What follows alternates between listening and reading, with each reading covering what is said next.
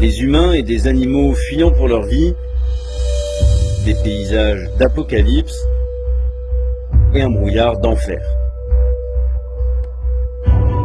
Au cours des 3 derniers mois de 2019, environ 5 millions d'hectares sont partis en fumée en Australie. Alors que le pays n'a pas encore passé le milieu de l'été, le bilan des incendies y est déjà lourd. Une vingtaine de morts, près d'1 milliard d'animaux affectés et des écosystèmes ravagés. Cette saison des feux fait d'ores et déjà partie des plus catastrophiques que le pays ait jamais connues et la gestion de la crise par le gouvernement australien est vivement critiquée. You from the media, tell the Prime Minister to go and get from Nelligan. We really enjoy doing this. Cette situation dantesque s'explique d'abord par la conjonction de plusieurs facteurs naturels. D'abord, l'Australie a vécu sa plus chaude année jamais observée. En 2019, la température moyenne était plus élevée d'1,5 degré Celsius par rapport à la moyenne de 1961 à 1990. Et pour le seul mois de décembre, l'augmentation a atteint 3,2 degrés. La ville de Nullarbor, au sud-ouest du pays, a même battu le record mondial de la plus forte température atteinte durant un mois de décembre, avec 49,9 degrés enregistrés le jeudi 19. Mais la chaleur n'est pas le seul problème, car 2019 a aussi été l'année la plus sèche connue par l'Australie depuis les premières mesures de précipitation en 1900. À l'échelle du pays, il est tombé 40% de pluie en moins que d'habitude. Dans certaines zones, comme le sud-est où se concentrent la plupart des incendies, ce chiffre peut localement atteindre 80%. Et cette sécheresse et les fortes températures sont elles-mêmes les conséquences de plusieurs facteurs. D'abord, il y a le dipôle de l'océan Indien. Le dipôle, c'est la différence de température entre les parties occidentales et orientales de cet océan. Sur la seconde moitié de 2019, ce dipôle a connu une phase positive intense.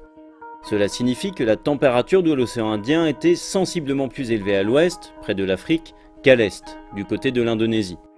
Dans cette configuration, le dipôle favorise une activité pluvieuse à l'ouest et un assèchement des masses d'air sur le bord oriental de l'océan Indien et notamment sur l'Australie. Dans le même temps avait lieu un autre phénomène, l'oscillation antique. Celle-ci est liée à des flux de vent d'ouest qui ceinturent la planète, les 40e rugissants et les 50e hurlants. Pendant la seconde moitié de 2019, l'oscillation antarctique se trouvait dans une phase dite négative, une disposition qui favorise un vent traversant l'Australie du nord-ouest vers le sud-est. La conjonction de ces phénomènes s'est révélée problématique pour l'Australie. Le dipôle de l'océan Indien a asséché des masses d'air que l'oscillation antarctique a participé à propulser à travers le pays. Elles ont traversé les déserts arides de l'intérieur de l'île avant de rencontrer la cordillère australienne. Ces montagnes ont alors elles-mêmes participé à assécher un peu plus cet air à cause d'un phénomène de pression baptisé effet de Föhn.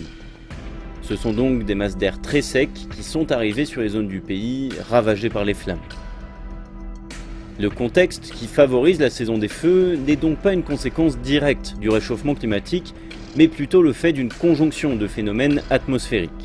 Mais leur intensité et l'ampleur des incendies en 2019 peuvent eux être liés au dérèglement climatique. D'abord par le simple fait du réchauffement global de la planète que l'Australie subit de plein fouet. La température moyenne y croît sensiblement depuis un demi-siècle et les 3 dernières années font partie des 5 années les plus chaudes jamais enregistrées. Et puis le dérèglement climatique affecte des phénomènes complexes. Par exemple, depuis plus d'un demi-siècle, le déséquilibre de température du dipôle de l'océan Indien est plus régulièrement positif et atteint des valeurs records. Sur la fin de l'année 2019, il a atteint des grandeurs jusqu'alors jamais observées.